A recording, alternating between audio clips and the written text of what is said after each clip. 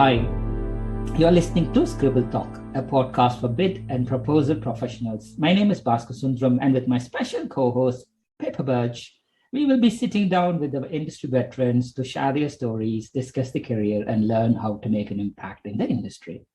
Today's guest is Lorraine Baird.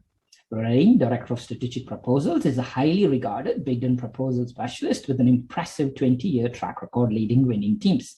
She thrives on the challenge of guiding teams to win the right business cost effectively. Her exemplary people skills and attention to detail have been key in developing successful strategic outcomes for countless organizations across all sectors.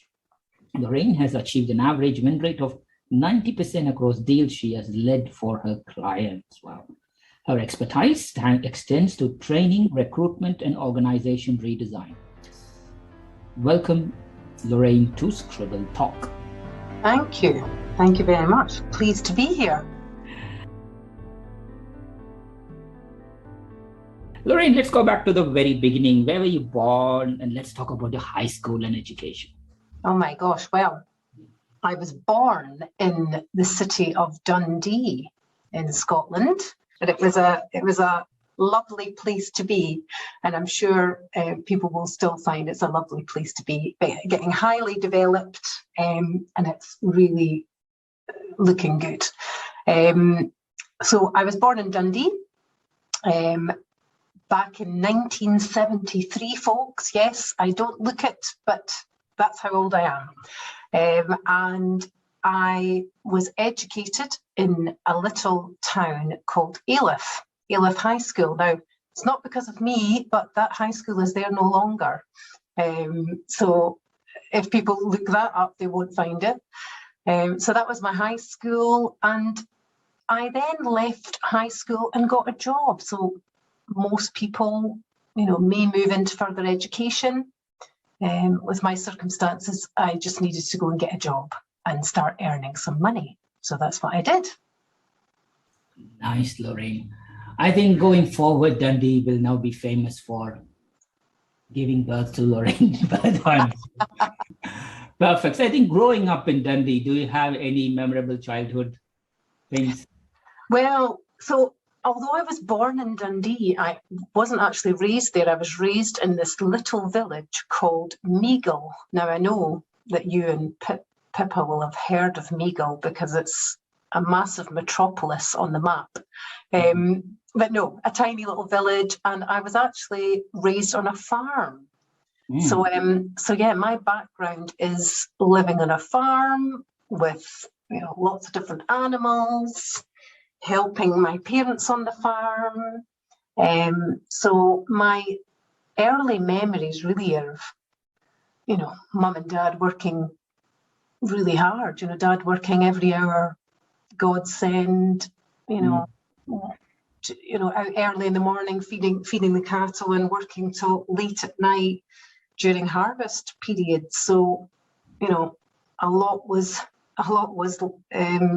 learned from seeing how hard my parents had to work, really, to earn a living. Totally, Lorraine. I think you're so blessed with growing up in a natural environment these days. With my kids, we need to pay money to go to a farm to just tell them, by the way, the cows that you watch in the TV, that's the real one. Yeah, I know. It's like when people say they've not seen a cow or a sheep in real life until they're, late teens or even later. So, I do feel I was blessed in growing up in that environment, and having a good balance of being near to, city life as well. Definitely, Lorraine. I think, finishing your high school and getting straight to work. What was your very first job? Well, okay, so before actually finishing school, my first job was spending my holidays fruit picking and tatty picking, as we'd say in Scotland, but that's potato picking for everyone else. Planting blackcurrant bushes. So yeah, I had all the glamorous jobs when I was younger, and various part-time jobs, washing dishes and waitressing when I was a bit older. But when I left school, I went to work at a local solicitors firm. So again, it sounds deeply exciting, but I mean, back then, the main thing for me was to go out and earn a living. So I started off as a receptionist in a local solicitors. I had a vision, you see, I'd seen Melanie Griffiths in Working Girl, a movie in the 80s. And I had this vision that I was going to live in New York in a studio apartment, with a brick wall on the inside that looked really funky.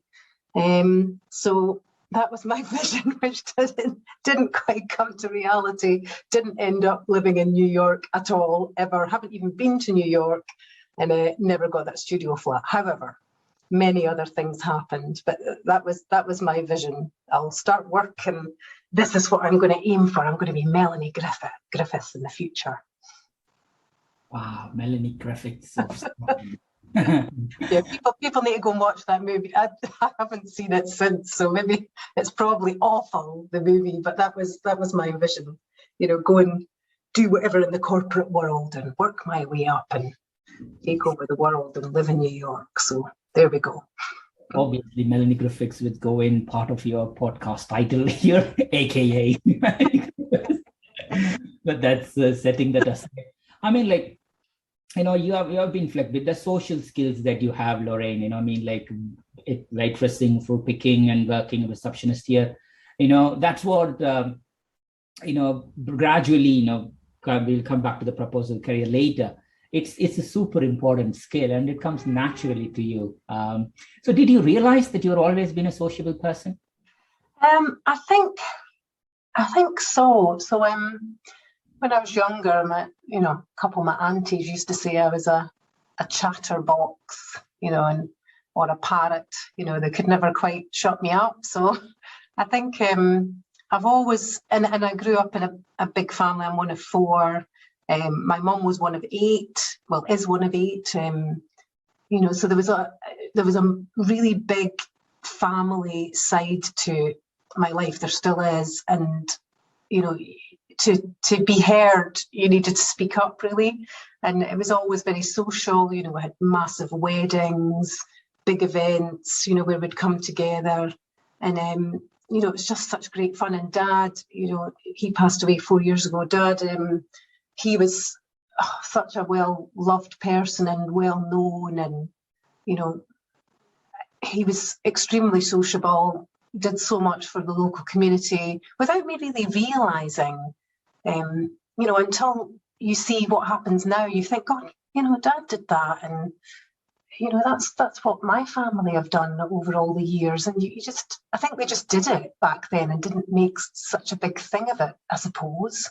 Yeah. So essentially, it's always been a big part of my, I suppose, growing up and background has been this, really social side. And I'm just interested in people. I like to hear more about others, probably. Although I can speak a lot, as you'll find in this podcast. Although I can speak a lot, I equally like to know a lot about people and hear their experiences. So I think part of having a good, a good approach to people and getting on with people is showing an interest in them. And then you get so much more from people if you do show that interest. That's right, Lorraine. I think funnily enough, my very first, not very first job, when I moved into government consulting or government outsourcing, I was based in Kilmarnock for a year. Oh, yeah. Yeah. So obviously, I English is not my first language, but having been in London for like 3 years, I thought I know English. But the moment I landed in Kilmarnock, I realized this is a different English, or this is English. So yeah.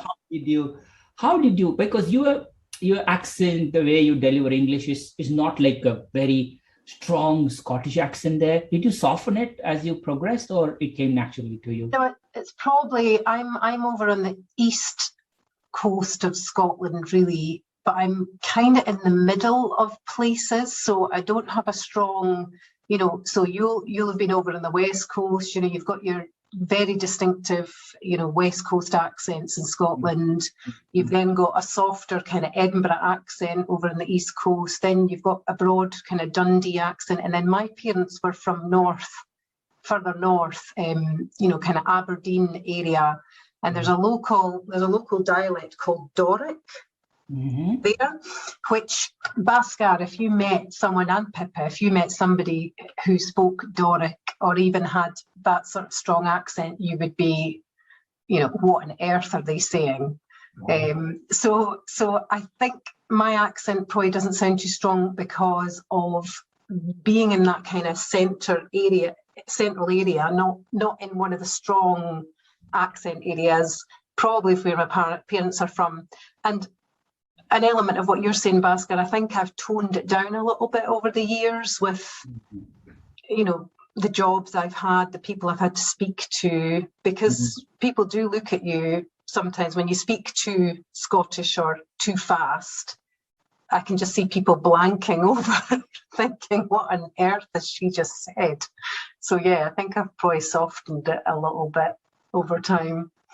Definitely. I think, it's amazing how one language, different accents in the same country, let alone then you go back to different countries, and then that comes with its own thing. Very much so. Yeah, the most funniest thing somebody has ever told me was people ask me, are you from Bracknell? Because you sound like somebody from Bracknell. Then I need to go and check, where is Bracknell?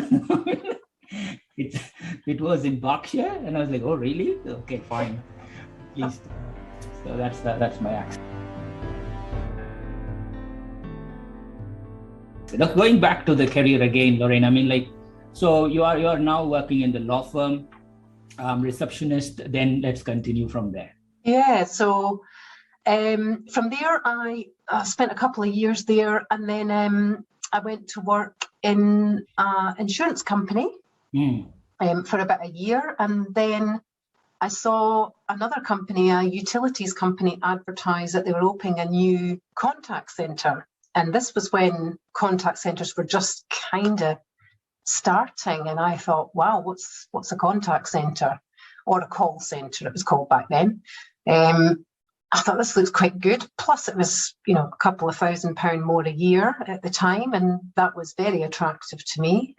So I went and got a job there and worked. So essentially I've worked in customer service for quite a number of years in various contact centre roles. So I worked my way up, again, back to the Melanie Griffiths thing. I decided I was going to work my way up in whatever organisation I could. So I did that. I, was on the phones. So I've experienced the frontline stuff. I did some selling. I did outbound calling, cold calling, you name it. And then back to servicing again, and then I started managing some teams, and then I've managed a couple of contact centres with around 100 people. And then I went on maternity leave with my son, and was made redundant, which was a bit rubbish. So then when I came back, I had the opportunity to manage a 600-seat contact centre, which was quite a lot to do when you've got baby brain. So for anybody listening that has baby brain, you know what it's like. I don't think you ever quite fully recover from it, but I'm getting there. And then I came back and did that for a period of time. And that's when somebody said, because it was a temporary role, somebody said, you know what, you'd be really good in the bid team, Lorraine. So I was like, okay, sounds interesting, but what on earth is the bid team? So I think I had that opportunity extended for a bit longer. So I thought that opportunity had gone for moving into the bid team. But lo and behold, when I asked again a few months later, it was still available. So I went to see them and I thought, oh, right, okay. So you go in and you help the company try and win business. That sounds cool. So I went and did that. And that was my first footing into bid. Another one that's fallen into it then, Lorraine. Yeah, I think that we all do, don't we, Pip? I think so, yeah. It's changing though, definitely changing. I know. I know we know. I think it's getting out there and people know more about what it is. But yeah, and actually, funnily enough, when I ran a couple of the contact centres, I had actually had some meetings with some people in bid when they were trying to put the bids together, asking me, for certain information to put into the bids, but I didn't even put two and two together at the time. So yes, I went into that team, and then the manager at the time, after, I think it was only a month or so, then turned around and said he was actually leaving and he was putting me forward to manage the team because of my leadership experience in the operations side, in the call centres that I'd managed. So I was kind of thrown a bit into the fire and thinking, gosh, so I've not only got to learn how to do bids, but I've got to also manage this team of people that have been doing bids for a while. So I think probably that was a good thing. I was thrown into it. The only way to learn bid is really to get in there and do the bids. There's certainly approaches, if you're lucky enough to have processes and approaches in place. Now, I'm not just saying this because I work for SP, but actually John Williams had been into the company I worked for and set up the processes. This was, I think it was a couple of years, 2 or 3 years before I actually joined that team. So he'd been in there and helped them set up the processes, their approach, some training. So they already had a lot of the tools and so on in place. So I was very lucky that I went into a team that was sort of established and certainly had established ways of working and tools and so on. So that helped, I would say, me learn the world of bid. And I was using, obviously, very strong foundations to begin with. So that definitely helped me. Wow. And do you remember your very first bid, Lorraine? Do I remember my first bid? Well, yes, I do. It was quite a large opportunity. It was at the time, it was worth about 50 million. I was paired with a salesperson that actually was very good, very good at the job. It was a renewal, which it was a renewal, and it was a salesperson that had a very good relationship with the client. So it didn't mean to say we could rest on our laurels. It just meant that they had, when I sat down with them to go through the qualification and all the kind of pre-proposal planning, they were in quite a good place. So that my first bid was probably a positive experience. But I had plenty of the others, I can assure you. So yeah, that bid was renewed. So, riding on the tails of success, I thought, oh, this is what it's going to be, winning all the time. That wasn't the case all the time, but it was a good first experience, I would say. And it also, again, helped me appreciate what I should have from working hand in hand with a salesperson, because I got to see the other side of it when people couldn't bring the information that we needed. Correct, Lorraine. I mean, as you told, you had a beautiful grounding even before we came in, because most of the time, some of the proposal colleagues, as you know, they're happy to sit and just do the document. They don't want to talk to anybody, Yeah. But in your case, yes, the technical aspects of proposals could be a little learning curve for you, but you had all the other soft skills required to be a very successful person. I mean, so over the years, let's talk us through your journey from that company all the way into SP. Yeah, sure. So, we started, so when I first joined that bid team, it was small, there was about 4 of us in there, 5, including me. So over the years, that team expanded. I had about 12 in my team, and then we also had a team of writers and designers under my colleague Susan Hanning, who also works in SP.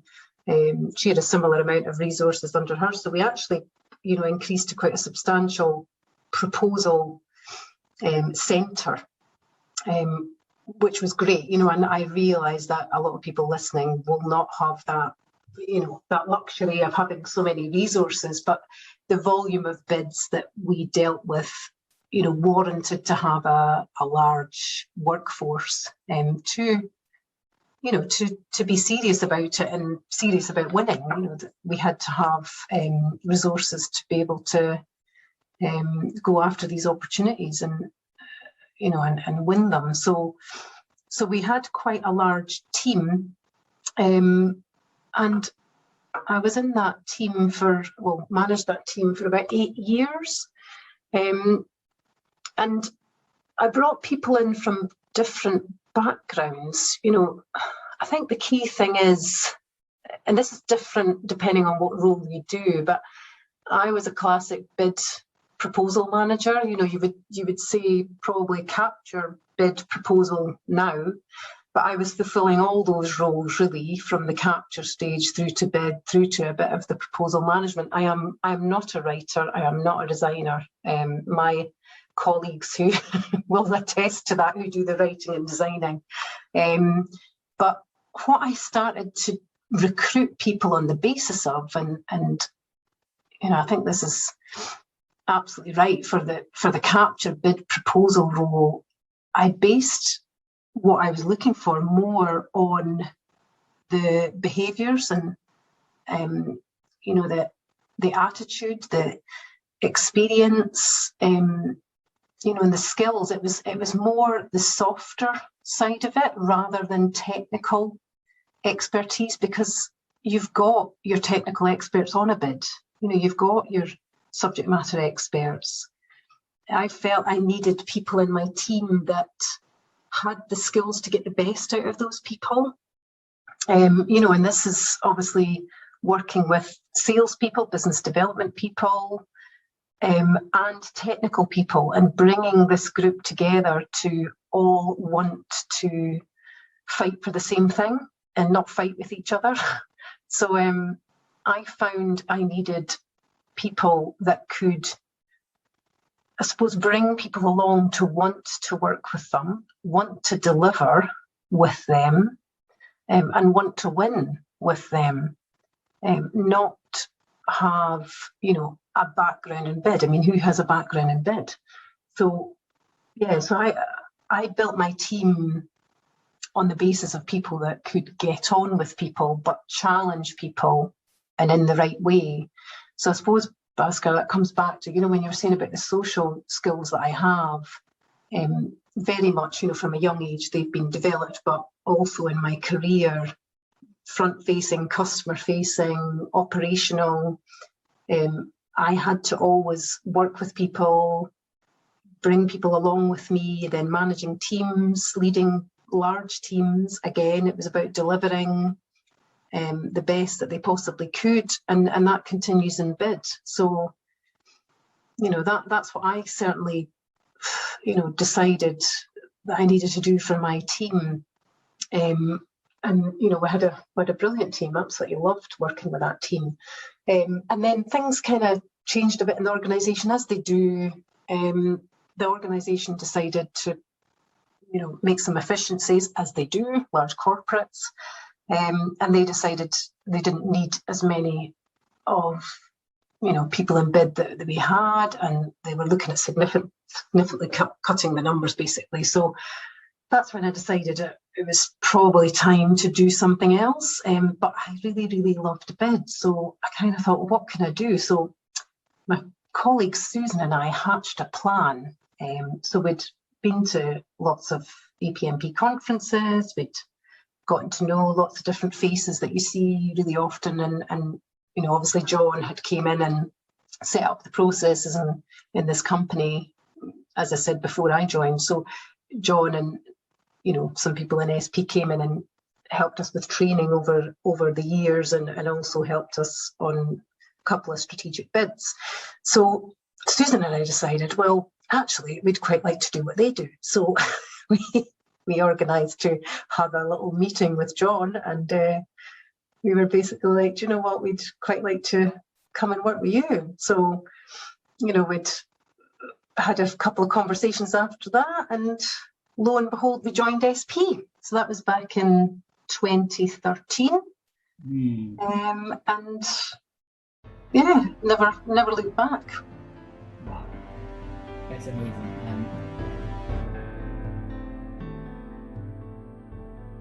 So I think you did softly mention that you came for some of the APMP conferences, and that's where you kind of got to know many other people as well.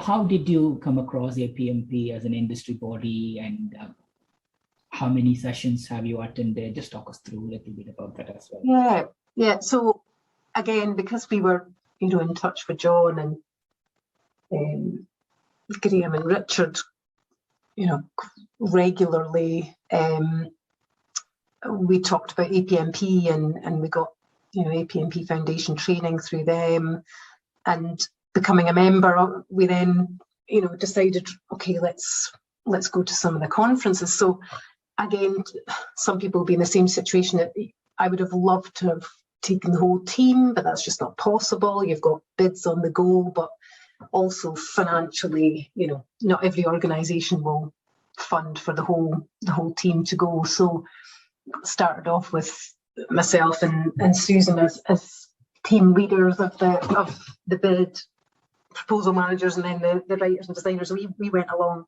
So I can't actually remember what my first conference would have been, and which one I went to. God, I'd have to really I'm racking my brains to remember which one it was. But we started by going and attending and just joining in, and then Susan and I presented it at one of the conferences, and then worked our way up through practitioner and professional, and then I just made sure that my team at least had foundation. I just felt it was really important to show that your team's certified, and it gives you, just makes you feel you've got that kind of stamp of approval.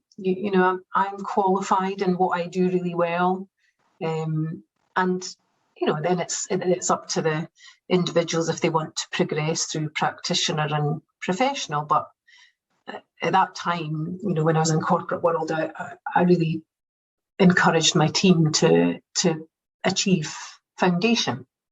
And it does what it says in the tin. It gives you a brilliant foundation. You've then got your access to all the tools, to look back on. And let's face it, there's so much to remember in our roles that, everybody needs a refresher, no matter how many years you've been in the game and how many bids you've managed. Going back to the basics, you'll still refresh yourself on something. So my early memories are definitely of going to the conferences, and I think, a couple that resonate with me from a positive angle. There was the David Magliano pitch. So I don't know whether either of you saw that, Pippa or Bhaskar, but David Magliano came as a keynote speaker and spoke about the positive side, so winning the 2012 Olympic bid for the UK, and talked about the negative side, which was the World Cup loss. They were trying to bid for, I think it was the 2018 World Cup back then. How you have to bid for these so far in advance. So it was really quite eye-opening because he was so frank about what had gone wrong, that I found that really refreshing. I think all too often we hear the good side of things, but actually for people to stand up and talk about, actually this went terribly and this is why. And that's why Susan and I decided to present at one of the conferences on a big loss that we had in our organisation. This was when we were still working for the corporate, because we thought, actually, there's so much we learned from that loss that we were sure that people that attended that conference would learn from too. So I got a lot out of David's keynote speech. And then that same year, we had the the ruby wax experience, and oh my Lord, I still don't know what she was talking about. I wrote down one sentence and it was she's completely mad. That was it. So don't think she was invited back, was she? I wish I'd have gone to that one. Oh my God, she was as mad as a box of frogs or whatever the word is. She was, yeah, definitely memorable, not for the right reasons. I mean, like, attending conferences is one and taking certifications is the other, Lorraine, but you also train people towards certifications yourself. How was that journey, being a trainee to becoming a trainer? Yeah, I love it. Absolutely love it. So I train people in the capture practitioner. So, John and Graham train on the foundation and practitioner, but I train on the capture, and I'm really enjoying it. I enjoy it even more when people come back and say, I passed. But it's really interesting because, we have quite a lot of discussion around things, and you get to hear people's stories and, what's going on in their world. So again, it comes back to my interest in other people and what they're doing and what they're experiencing. So yeah, although we're training and teaching, a lot of the teaching and learning can come from sharing the experience the most and having discussion around that. So yeah, I love the training side. I really do. Definitely. And I think, I'm sure I wish I could be on the receiving side, on your side. One day I'll join. I mean, like, it will be, I know you as a friend, and also, the subject matter expert. There are so many positives here, but wish you and the SP team all the success. Yes. And I think it's time to get into to know a little bit more about you in person. So, tell us 3 things not many people know about you, Lorraine. Oh, right. So 3 things people don't know about me. Right. So I had to have a good think about a couple of things. So, okay, one, that I've jumped into a 230-meter deep gorge. Wow. Does that sound like a normal thing for people to do? Take it you were tethered to something. Either that or I'm made of elastic. But yes, I was tethered to it was like one of these bungee jumps, but it was a tandem jump in South Africa.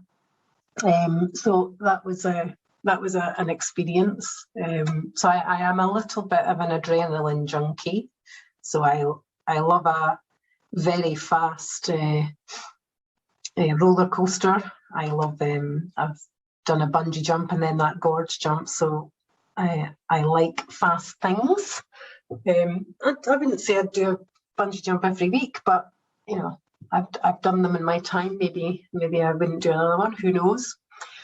I'm a bit of a soppy person, so I might sound quite strong, but if you see me watching a movie that's quite sad, then I will be crying my eyes out, and I mean like proper sobbing. And I think I've got worse over the years. I've always had a good cry at a soppy movie or something, but and I'm not talking, I'm talking cartoon movies and everything. I'm talking Tangled, goodness knows, kids movies I'm sitting crying at. So yeah, things have gone worse. And I don't know what a third thing would be. I'll have to come back to you about a third thing. That's good. And I think it's important to let go of emotions. I think in the recent podcast, I just talk about it because in social media and everything, you just always think, somebody got married, somebody. I think people go through a lot of emotions, but what you always hear is positive emotions.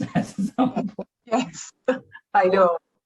I don't know. A good cry at the end of a movie is very positive. I think my mum always says, if you're going to have a cry, you know, make the most out of it. So yeah. Good advice. Absolutely.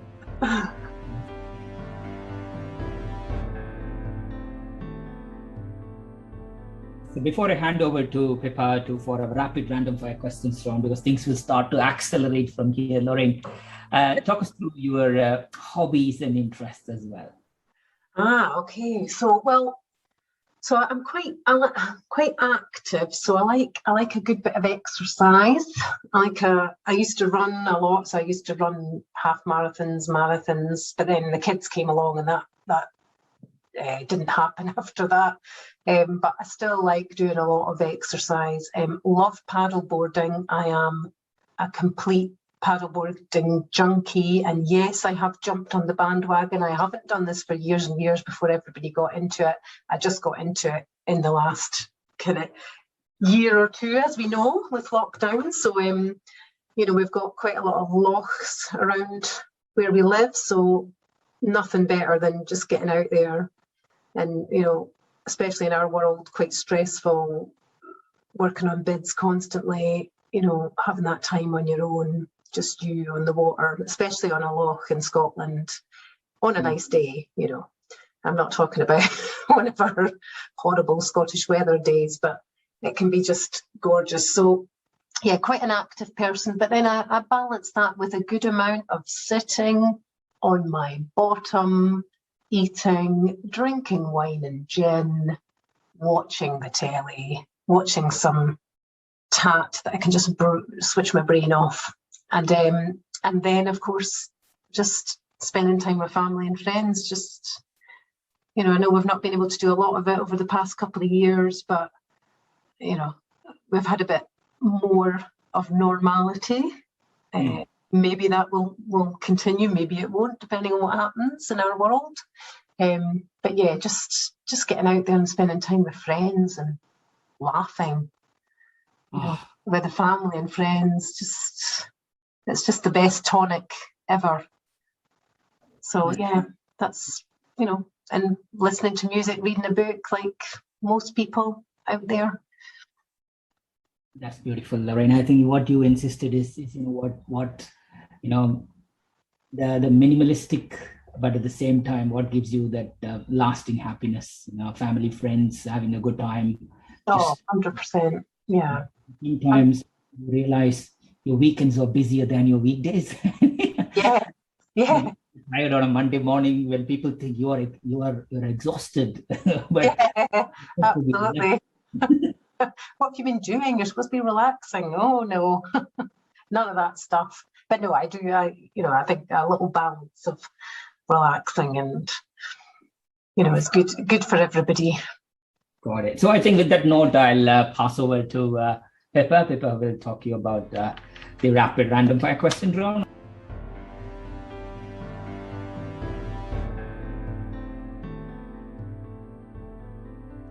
Thank you, Bhaskar. I'm so I feel so privileged to be allowed to come and ask you the questions, Lorraine, because you're a bit of a bidding hero of mine. Oh, likewise, Pippa. I'll ask you them after you've asked me them. Okay. So we're gonna go through a few random questions that kind of get into your personality and your thoughts away from bidding, really. Okay. Because we've talked a bit about that, and then we'll come back at the end to round up and get some really good advice for fellow bidding people.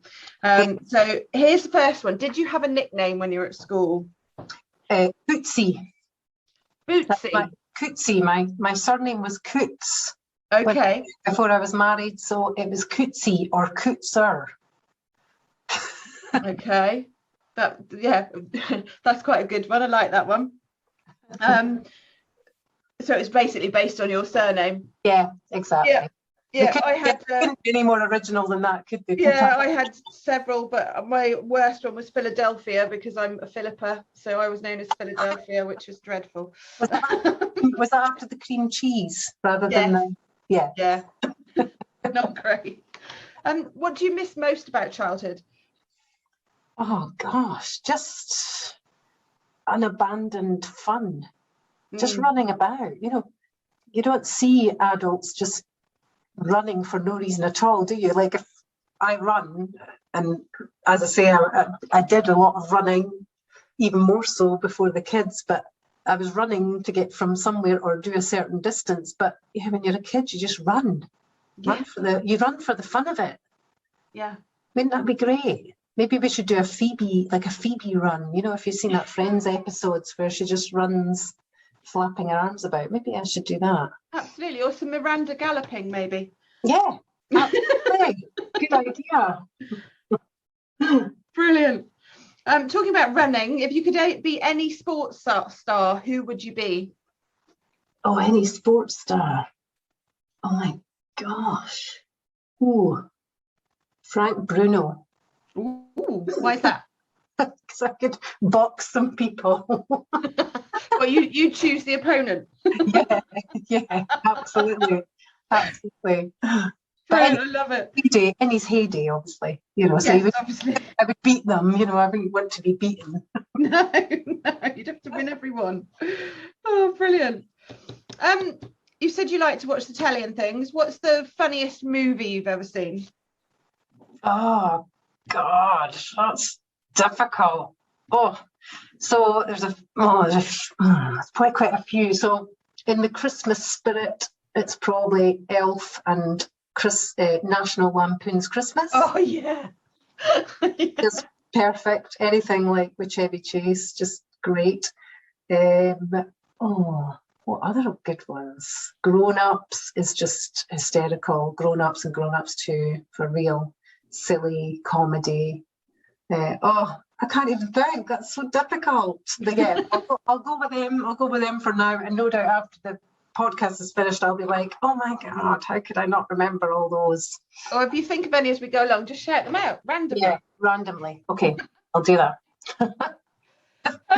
You've already talked about paddleboarding and having weekends with family and friends and things like that. We do have the question of what's an ideal weekend for you, but I kind of feel we've covered that.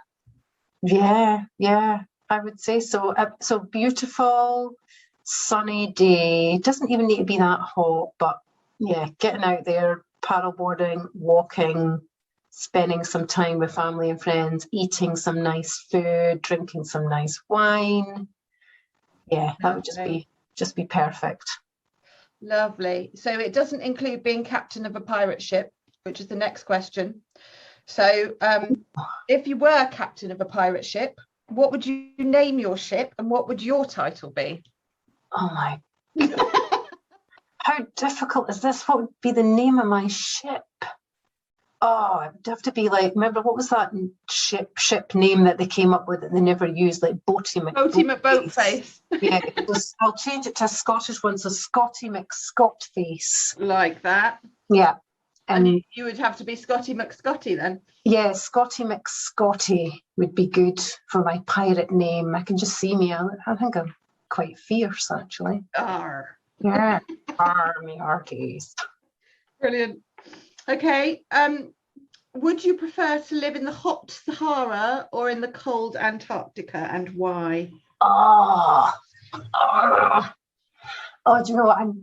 I know I'm living in the wrong place because it is cold here quite a bit of the time. I am a cold tatty. I do need the warmth, so I'm going to go for the Sahara.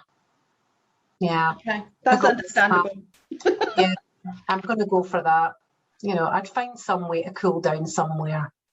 I just couldn't live in the permanent cold forever. No, not even with the warmest clothes. So no, let's go for the Sahara. I'm imagining being in, you know that Sex and the City movie where they're, looking very glamorous with a very glamorous tent and so on. That would be, that would be me. I'm not sweating it out in a one-man tent. No, you're glamping. Yeah, absolutely. Going back to the funny films, one of my favourite films was the new Jumanji one. Oh yeah. And one of the characters, every time she was about to fight, I can't remember what the song was, but she did dance fighting. Oh yeah. So, Baby, I Love Your Way, wasn't it? Yes. So, if you were about to get into a fight, what song would come on as your soundtrack? Oh, what would come on as my soundtrack? Oh, well, I think it has to be a Wham song because I absolutely love Wham. It's the Wham rap. Was it Wham, bam, I'm in. Yeah, I like that one. I can just see me fighting to that. Yeah. When you're being Frank Bruno with your chosen assailants. And it's terrible, isn't it? I've centred some of this around fighting. Please, it's all about peace, not fighting. Yeah. Talking about fighting, if you were arrested with no explanation, what would your friends and family assume that you'd done? If I was arrested with no explanation, what had I done? Oh, probably speeding or something. Horrendously speeding in a no speeding zone. Are you a bit of a car junkie? Yeah. I know you're obviously a speed junkie, but yeah, I think it would. They would maybe think it was that. Yes. What do you drive? A Velar. Range Oh Rover yes. Velar. Yeah, I like those. If you could choose any car in the world, what would you have? Oh, Lamborghini. Yeah. Yeah. We'd have to be a Lamborghini of some sort. Okay. I'd also like an Martin girl. Yeah, I was going to say I'd also like an Aston Martin. yeah, I must admit. Yes, that would do. I wouldn't say no to that if somebody said, Lorraine. Here you are, have one. Yeah, fancy one of these. Okay, yeah. I'll take that. Here's a semi-serious one now because of everything that's going on in the world. Who haven't you seen or talked to in a long time and hope they're doing okay? Yeah, I would say my friend Lynn, who was my school friend in high school, and she lives in Australia. So obviously I can't pop over to Australia really easily, and she can't do the same. But yeah, I haven't caught up with her for a while, so I'd like to catch up with her. And if I could see her face to face, that would be amazing. Okay. If you could make a rule for a day and everyone had to follow it, what would that rule be? Be glass half full the whole day. Oh, I like that. No glass half empty allowed. No negativity. Yeah. So if anybody was about to say something, they would have to make sure they treat the glass half full, or even fuller than half full. Yeah. They'd have to have that viewpoint all day.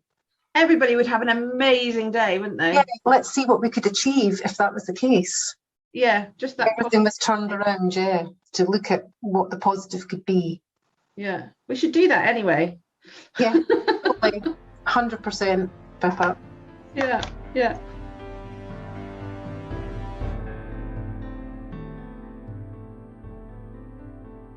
Okay, you're a mum. I am. Here's the next question. A 6-year-old asks you if Santa Claus or Father Christmas in our house is real. What do you say? A 6-year-old? Yeah, I'd say yes. Absolutely. Totally, 100%. If they asked me now at 16 and 13, I'd be like, of course. Yeah. They can work out themselves. I'm not telling them. They have worked out, by the way, but let people work things out themselves. Why do we need to tell them? I think people need to have a little glimmer of the unknown for a while. Yes, I like that. Yeah. Oh, see, now this next one brings you right back to the fighting. I should have asked it earlier. If you were a professional wrestler, what would your ring name be and why? It'd be Scotty McScottface. It should be maybe Beardy Blaster. Oh, I like that. Yeah, how about Beardy Blaster? And what colour would your uniform be? Oh, it'd have to be red with some sparkle in it somewhere. Yeah, sparkles are good, aren't they? Yeah, red, glittery, big cape that I throw off, Yeah. I'm going to have to think about this after and start to draw up some sort of outfit. This has got me thinking about an alternative hobby. I can't wait to catch up with you about that for next year. You're in the ring, Pippa. Yeah.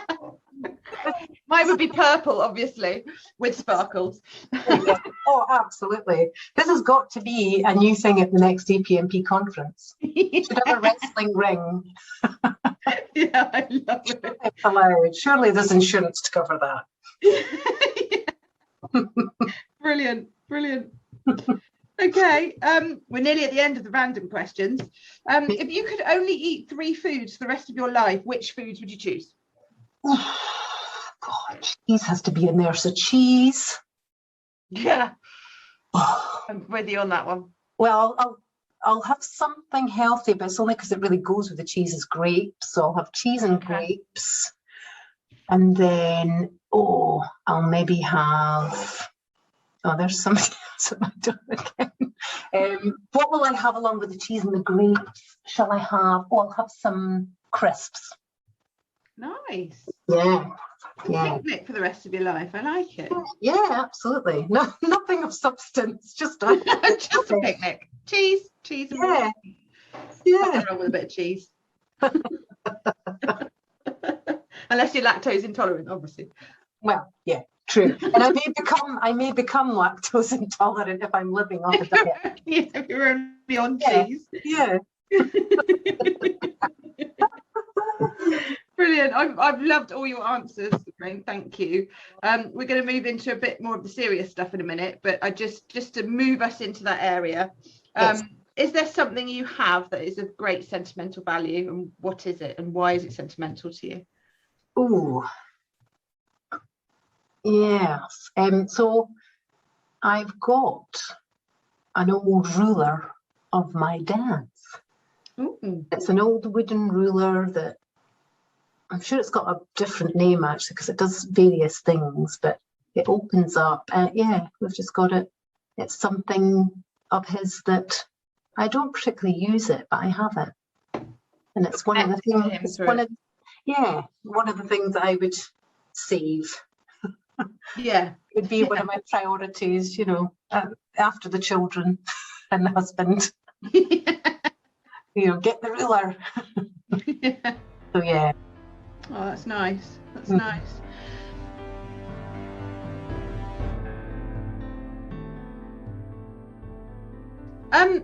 This actually does lead us nicely into round 4. Basca calls it gratitude. So who are the people who have been the most influential in your life and career? I can imagine your dad may be one of those. Yes, definitely. So parents, first and foremost, I would say, just working so hard, showing that, having the right attitude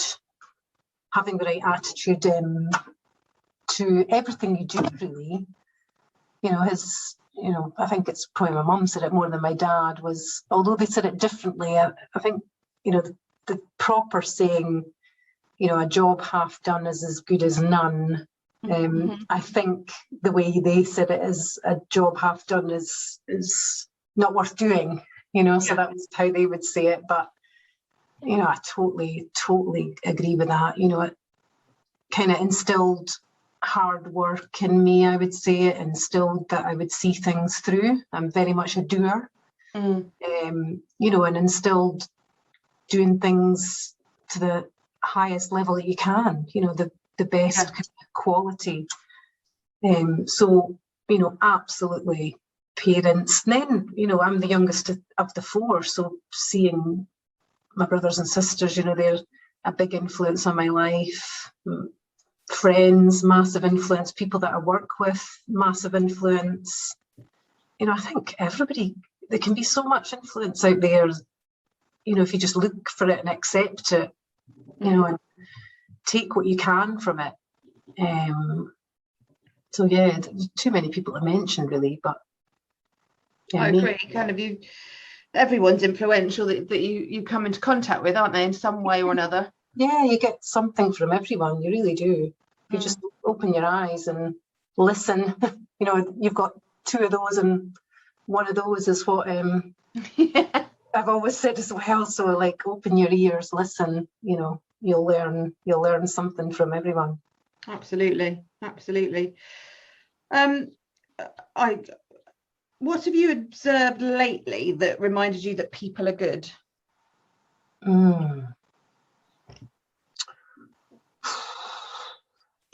Generosity, probably even more so at this time of year. You know, I think as a nation, you know, we are so generous. I mean, you see it constantly, people coming together, helping people that are in need, you know, from a charitable perspective, but also, you know, just a pair of hands, you know. So, there's too many things. Yeah.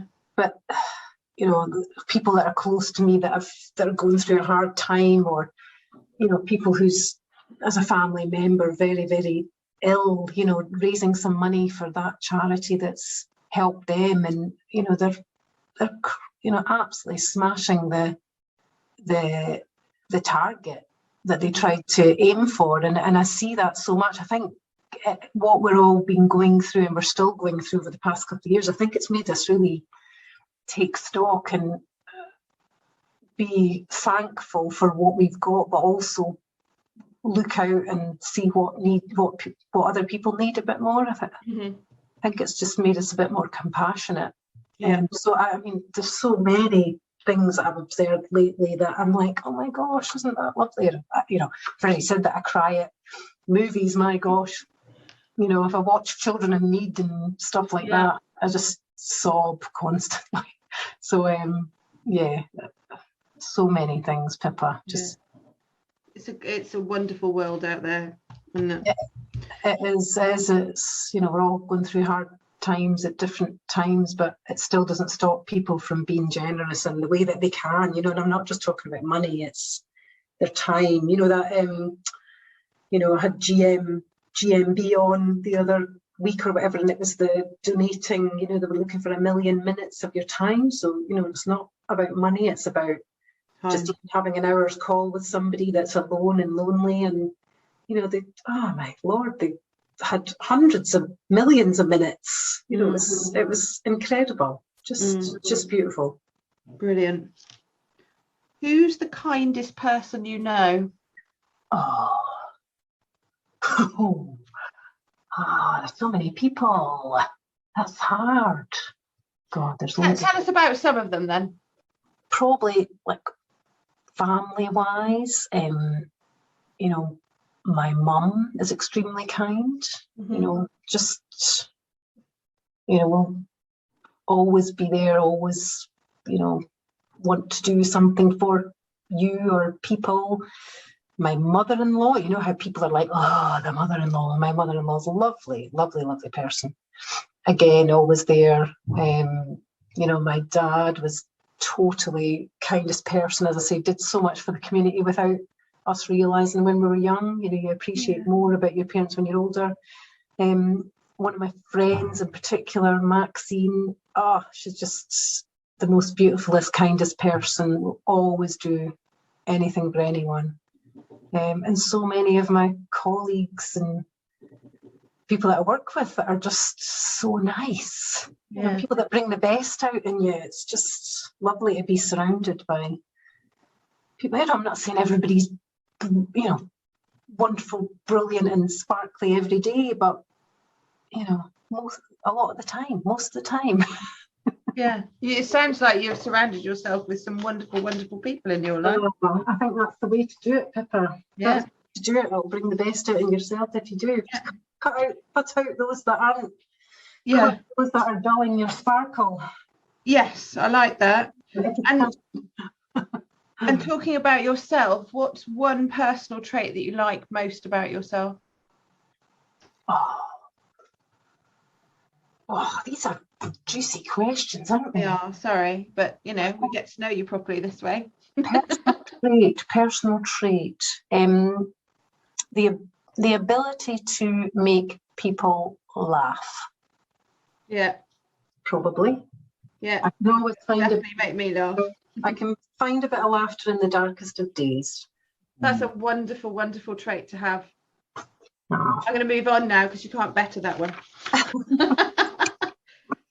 We're just going into a few final questions. So we're talking a bit about the profession and the career again. Obviously, that's what we do. That's what you've done for a long time as well.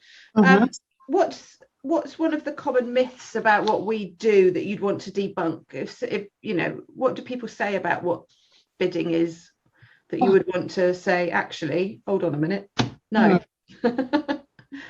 Oh God, there's so many. Loads, isn't there? That's a hard one. I think overall people probably think it's a dark art.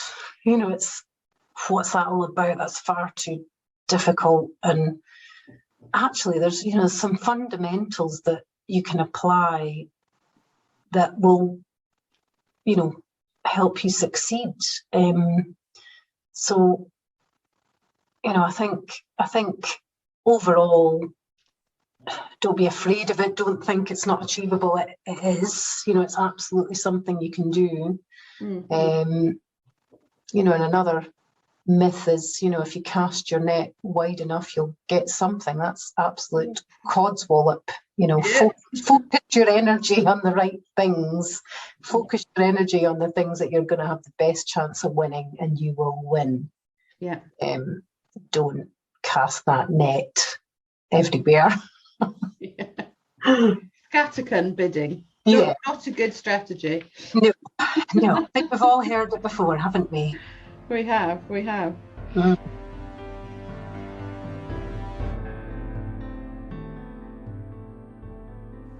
Is there anything that you wish you'd known before you came into bidding? Obviously, you had all that call centre experience, and then you kind of fell into bidding, like most of us.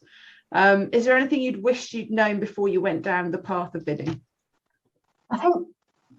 I think others would answer this differently, because I think if I'd gone into that environment without the fundamentals being in place, I mean, as I said already, John I was extremely at a massive advantage of the fact that John had been in and strategic proposal had been in and set up those processes. And I'm not just, people will be like, yeah, you work for SP, Lorraine, of course you would say that, but genuinely, if anybody asks anybody that isn't in SP that are still in that team, that's where it came from. So I think I was at a real advantage with that. But if I wasn't, so if I'd gone into something and there was nothing established, I'd say reach out. I mean, look at the network we've got through APMP and also through LinkedIn, connecting with people that are active out there, connecting, with yourselves, Pippa and Bhaskar and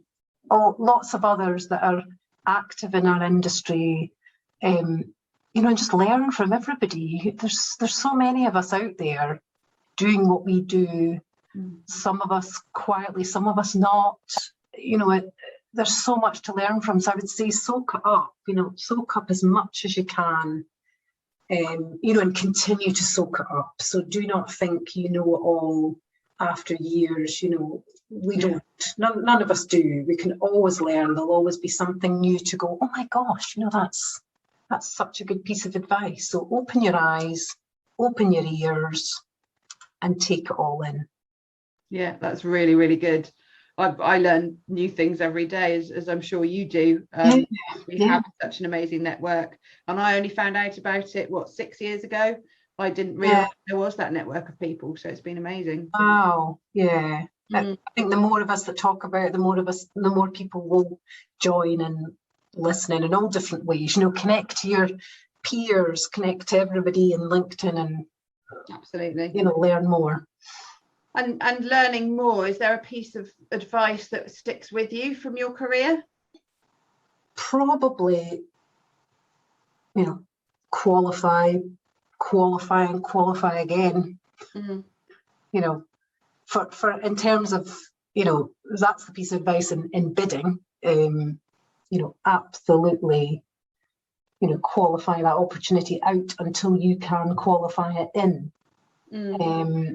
And that will make sure you invest your energy and your resources on the right opportunity. And, for those that I hear a lot, people saying that, I just feel I'm on the hamster wheel. I just feel I'm just doing opportunity after opportunity after opportunity. Nothing's changing.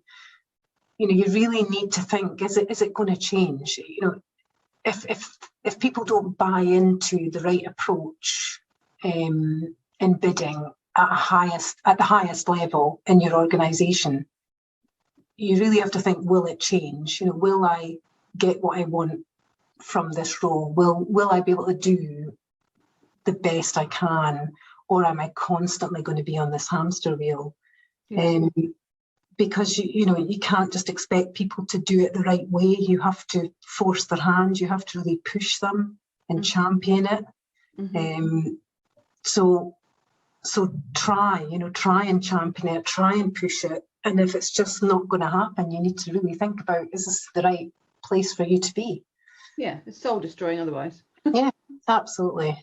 100%. Yes, brilliant. Great piece of advice. And I'm sure you have many, many more. Well, I know you have many, many more. So what I'm interested in, and what probably everybody listening is interested in, is what's next for Lorraine. Oh, what's next for me? My gosh. So yeah, I'm really, so when Capture came out, it was learning, learning it myself and passing Capture and then wanting to train others in it. So I haven't thought about my plan for the next few years. It's been kind of more about working with the team and developing them and developing myself, and winning more business and winning more clients. So I think it's just continuing to do the best I can at the highest level and continue to succeed. But yeah, there has to be something more. It's a good question, Pippa, because I think when it's like, if you've set your goals and you feel you've reached them, you have to have more after that to keep going and keep pushing yourself. So I think I'm still on the lookout for the next challenges. But are you a goal setter? Do you kind of do those sort of journaling and planning things? Or yeah, I do journaling. I use a bullet journal and I do my journaling. But I think, like most people probably out there, quite a lot of things didn't happen with what's been going on, from a personal perspective.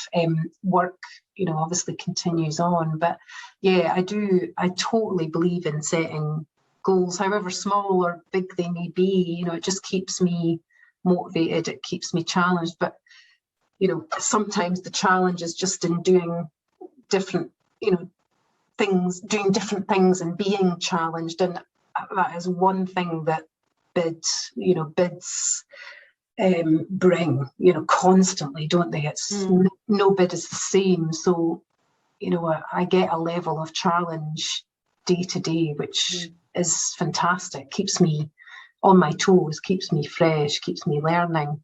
But yeah, for a big goal, I do need to sit and think about what my kind of next big goals would be. I'm quite content actually with, it's been probably focusing more on the kids and helping them through the past couple of years, that, I need to sit back now and think, okay, so what's the next few years look like? So it's a good question. You've made me have a good think, Pippa, and I don't have a full answer, but I think it's, continue challenging.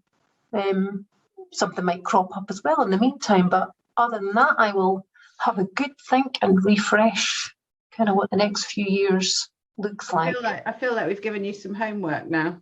You have.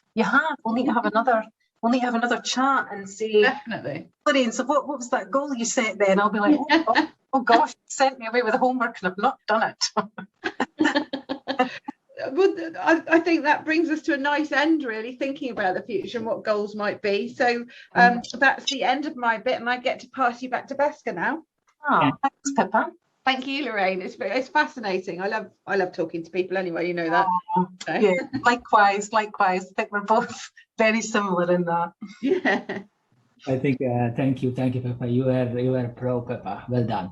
Thank you. And regarding the goal, I always swing between the two options of, there is this book which I always read this time of the year, The Subtle Art of Not Giving F. Yes. I always read that because being an entrepreneur, it's always about what's next, exciting other things. And then there is this point that Lorraine mentioned about fulfilled in your life, fulfilled in your career, especially COVID. You reflect back, how come you've come far? And it's a nice balance. I suggest. Yeah. But Lorraine, is there any part of your life or career, or is there anything else you would like to say before we close the episode? I think, is there anything about my life? No, but I think, so I'll leave you with a quote, okay? And, this is it's quite funny because it comes from when my husband and I used to go to this gym. And if some of you have been in a gym, you might have seen some of these posters with these kind of quotes on there that, are usually a bit corny. And I've read it two different ways. So that one way is, if you want to discover new oceans, you must first have the courage to lose sight of the shore. And the other way is, you cannot discover new oceans unless you have the courage to lose sight of the shore. Now, my husband and I have used that for years as a joke, as a complete joke, just laughing about it when we've had to make big decisions. But it's so true. It's so true. And if anybody's listening and thinking, should I make that big step? Should I challenge myself in that way? Just think about that quote.